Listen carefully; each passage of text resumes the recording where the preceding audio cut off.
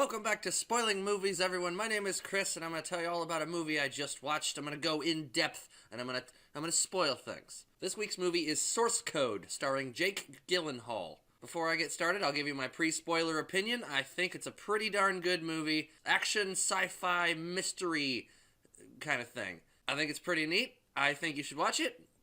Thumbs up. Check it out if you're able. The opening credits, you see Chicago. There's a neat little miniature train going by some houses. It looks really cool, but I could tell it was miniature. It looks nice, though. Jake Gyllenhaal wakes up on a train, and he's got a woman across from him that looks like Liv Tyler, but it's not Liv Tyler. It's this other actress. And he doesn't know what he's doing there or who she is, but she's talking to him like she knows him. Like, Sean, why are you acting weird? What's going on? And he's like, I don't know you. Somebody walks by and spills some coffee on his shoe. So he starts running around, just freaking out. He goes into the bathroom, and there is a mirror. He sees his reflection, and he's a different person. So it's Jake Gyllenhaal. We see him as Jake Gyllenhaal, but he sees himself as a different character in this world. So, of course, he's naturally, freaking out, what the fuck is going on? Kaboom! There's a giant fucking explosion. The train explodes. He's fucking scrambled. He starts getting these weird visions and things, and then he wakes up in a different place. And he's, hanging upside down in this weird little dark chamber thing, and there is a woman talking to him. She says, Captain, tell us what you saw. He says, I was flying, and then I woke up on a train. She says, who bombed the train? And he's like, I don't even know what's going on, whatever. And she's like, he needs to go back. He's put 8 more minutes, send him back. So he's like, what the fuck?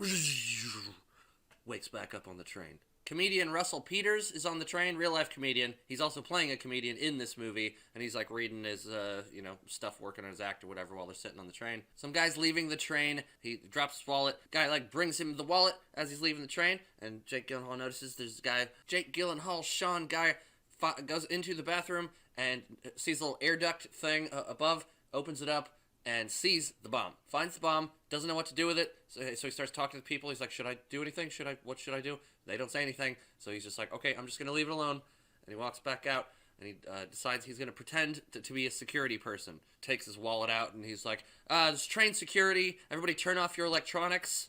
And they're like, bullshit, you're not security, whatever. And he's like, hey, I need you to just shut them down. Shut down all your laptops, all your cell phones, all that shit. And then, boom, another giant fucking explosion, back into the chamber. Wakes up back in the little fucking chamber thing. There's a little screen where he's talking to the lady that had been talking to him earlier. She informs him that he has been there for 2 months.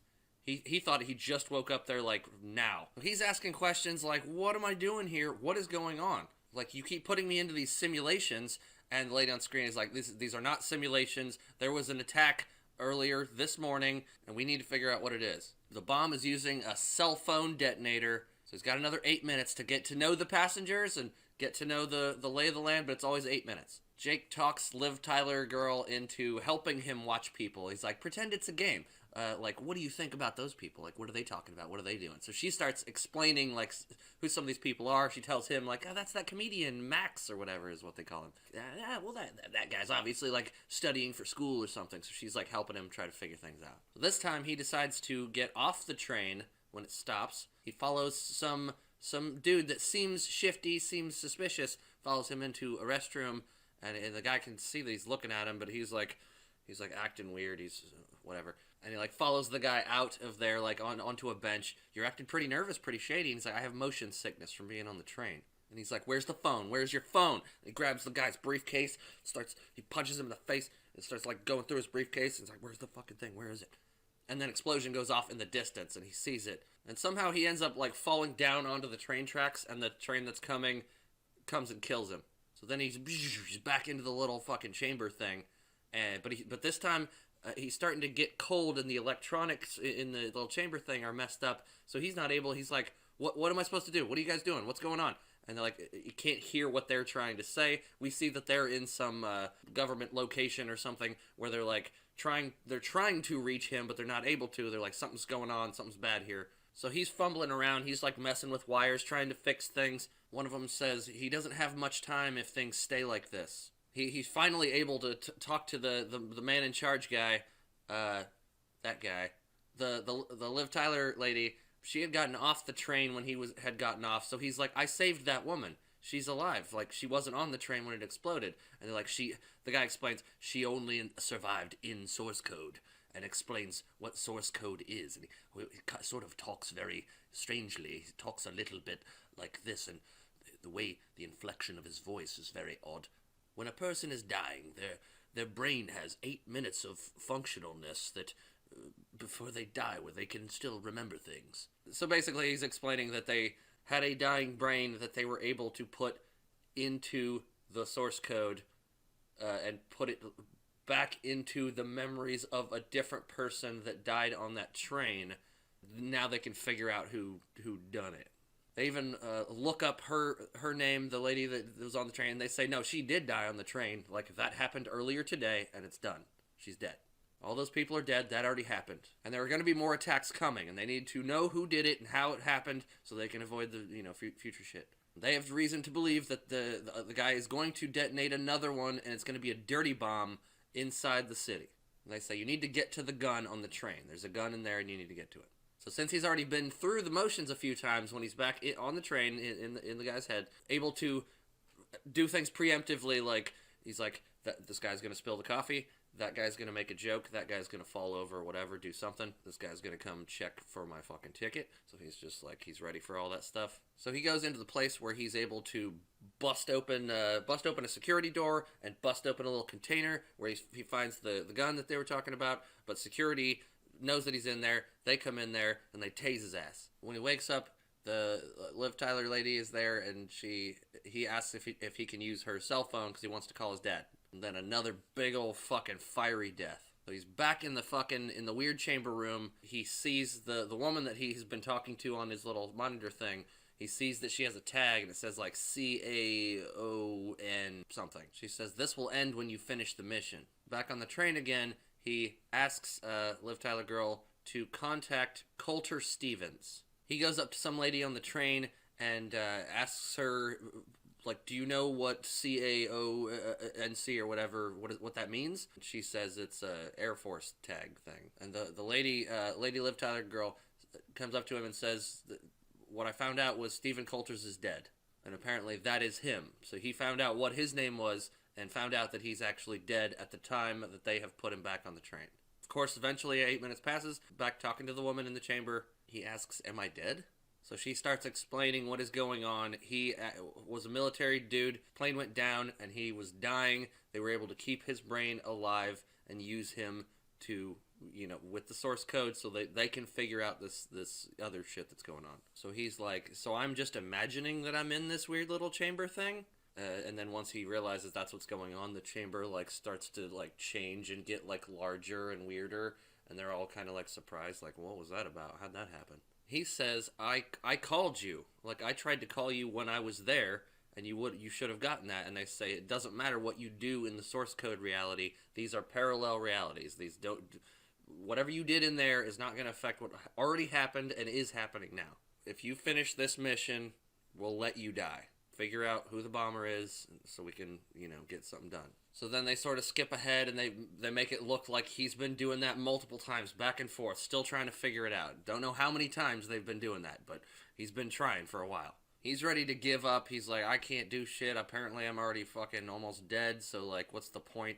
They play a voicemail from his dad to him in the little capsule thing, the chamber thing, and his dad says something kind of motivational.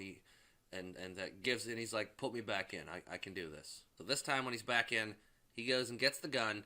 He takes the cell phone out of the bomb, and he calls who's on the other end of the phone, and he's looking around the fucking the train to see if somebody answers, then that's who the person is. So he sees that somebody picks up the phone when he's dialing, and he goes over and he puts the gun in, and he's like, it's fucking over. You're not gonna fucking do this. I got you now. And he's like, I was talking to my girlfriend. What's going on? Like, just try it again. That wasn't me that you're looking for. So then the guy from the beginning that had left his wallet that the other guy gave him, he gets a call, and he sees him from outside the train. He gets off, so he follows him off the train, and he follows this guy to a van, and he's like, fucking show's over, man. I figured you out. This is your wallet, isn't it? You wanted people to think that you died in that fucking explosion. And he's like, I don't know how you figured that out, but would you like to see what I've got planned? Jake Gyllenhaal's like, fucking slow down. What are you doing? He's got this box that has a lock on. He starts to open it. It's got like American flag on it or something. And he opens it, and it's got a bunch of shit connected to wires. It's a big old crazy looking dirty bomb, I guess. And he's like proud to show it off too. He's like, there's not a lot of people that could do what I'm planning to do here. Jake Gyllenhaal gets distracted, and the other guy's able to shoot him. And he also shoots the girlfriend. She kind of shows up. And then the bad guy is basically like, this world is hell, and we need to burn it all down and start over. Traditional bad guy stuff. I really like his character, though. He's very creepy. So he ends up dying next to girlfriend lady. And it's kind of shitty and sad. But they know there's a second cell phone that is involved with the bomb. They know who the fucking culprit is. They're back in their weird government office thing, and they're like, the mission accomplished. We figured it out. And like, it was a success, and we're going to keep using him. It was perfect. Source code works perfectly. And we're going to use him for future missions. Yes, we can keep this going, and fucking it'll be great. But the lady that he's been talking to kind of has sympathy for him and wants to let him die. When he's back in the source code thing, he finds the culprit guy before he's able to do anything, fucking locks him up with some handcuffs and shit, grabs his cell phone, calls the fucking authorities, and he's like, I am a sick, twisted piece of shit, and I need to go away for a long time. So I can't hurt anybody, and this is my name, and this is who I am. So he confesses for the bad guy. Main dude is like, we need to wipe his brain and start over for the next mission. But in the source code thing, Jake Gyllenhaal dude is using bad guy's cell phone to make another call, and he talks to his dad as the guy that he is inhabiting. The dad is like, yeah, my son died earlier today. And it's terrible. I wish I could have said things to him. I wish this and this. It's really touching. It's an emotional. It's kind of fucked up. And then we're able to actually see his body in the real world in that government place. The lady walks over, opens up this box, and it's basically just like Jake Gyllenhaal's torso just laying in a box, like hooked up to shit. He's gonna make these last moments count while he's in the source code thing. He says, he walks up to the Russell Peters comedian guy, and he's like, I'll bet you $5 or $15 or something that you can't make everybody in this train car laugh. And he's like, fine, I'll take that bet. So he stands up, he starts talking, he starts making everybody on the train laugh. Jake Sean guy kisses the Liv Tyler woman, and then lady in real life turns off his life systems, and then everything freezes. And there's like a cool shot where they're showing everybody on the train and everything's frozen. But then a minute later, everything comes back, and he continues living. And everybody continues living, just continuing life as this other guy in the source code. And him and Tyler lady, just walk around and hang out. He sees a reflection of himself. He's still the other guy, so I guess he's trapped in his body in the source code.